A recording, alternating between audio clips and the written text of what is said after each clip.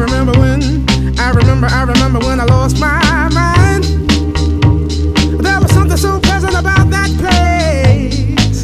Even your emotions have an echo in so much space.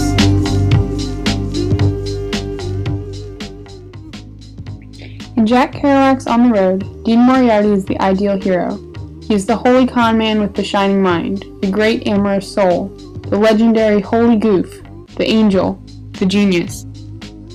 But this legend is only half the picture. Dean is also the madman, crazy, and becoming crazier every year. This assessment of Dean's mental state is vague, but he can, in fact, be diagnosed with 6 psychological disorders.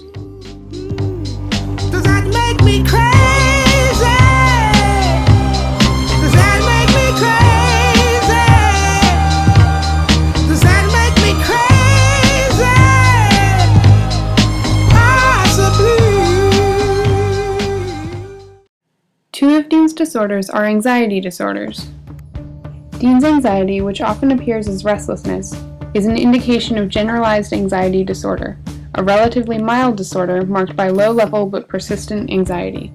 Obsessive-compulsive disorder is a more severe anxiety disorder that is marked by persistent, repetitive obsessions and compulsions.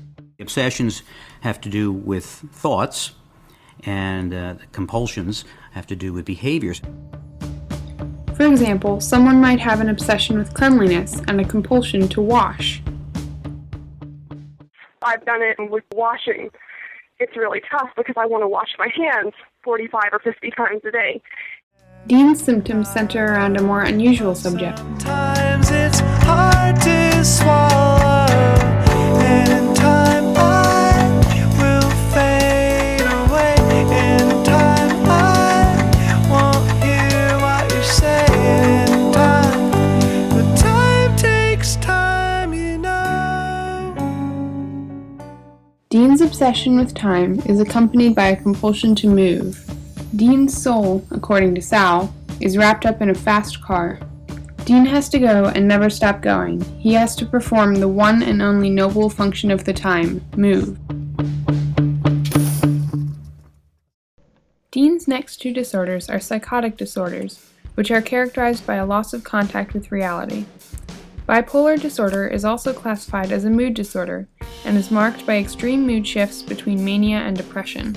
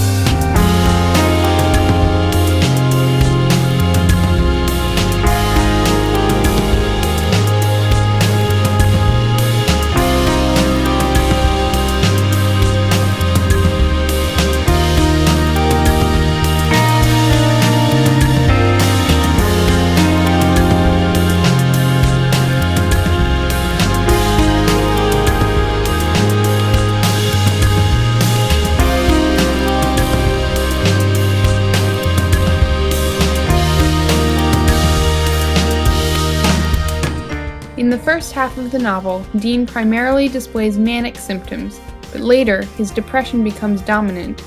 This pattern of symptoms is very similar to the trend in Dean's other psychotic disorder, schizophrenia.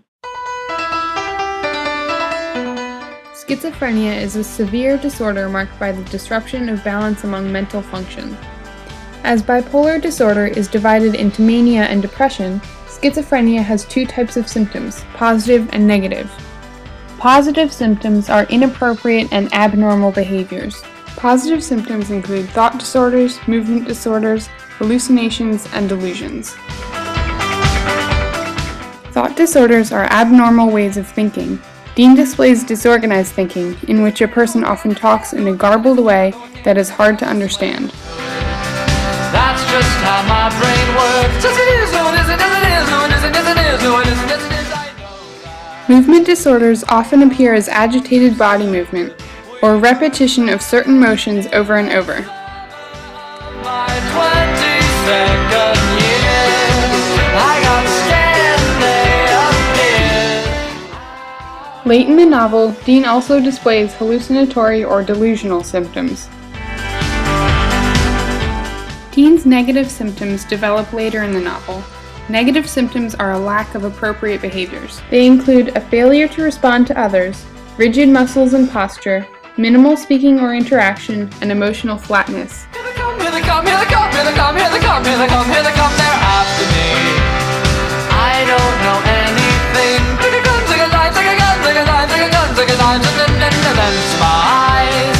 I am no informant. We first met in the summer of my 22nd year. In both of Dean's psychotic disorders, his symptoms go downhill, from mania to depression and from positive to negative. In Dean's last two disorders, personality disorders, the trend is similar. His symptoms increase dramatically in severity as the novel progresses. Borderline personality disorder is characterized by pervasive instability in moods, interpersonal relationships, and behavior.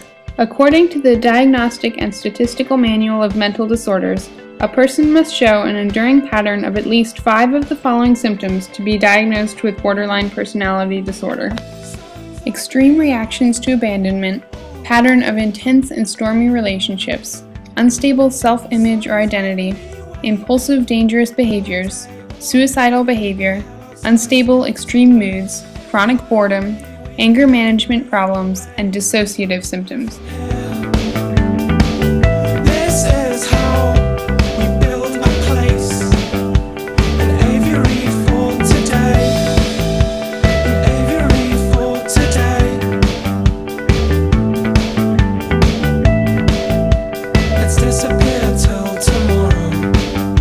Let's disappear till tomorrow.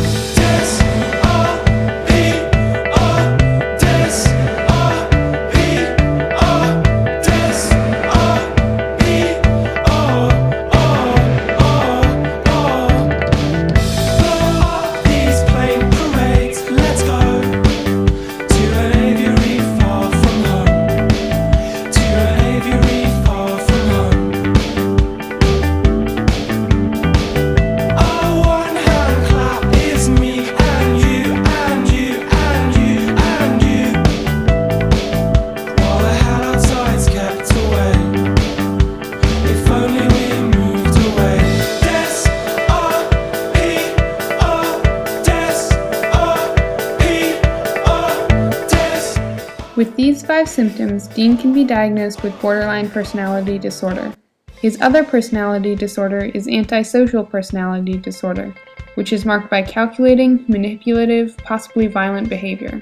The specific criteria for diagnosis, according to the DSM, include a long-term pattern of at least 3 of the following symptoms: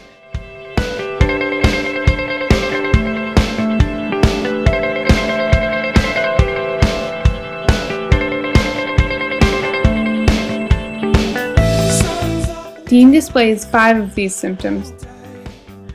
Dean's criminal behavior begins in his youth and continues throughout his life, as seen in his consistent speeding, for example. The hell outside's kept away. If only we could move away from here. This is how.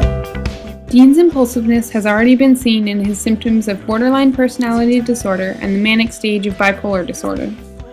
One example of his disregard for others' safety is when he leaves Sal alone and sick in Mexico. Till tomorrow. Let's disappear till tomorrow. Disappear.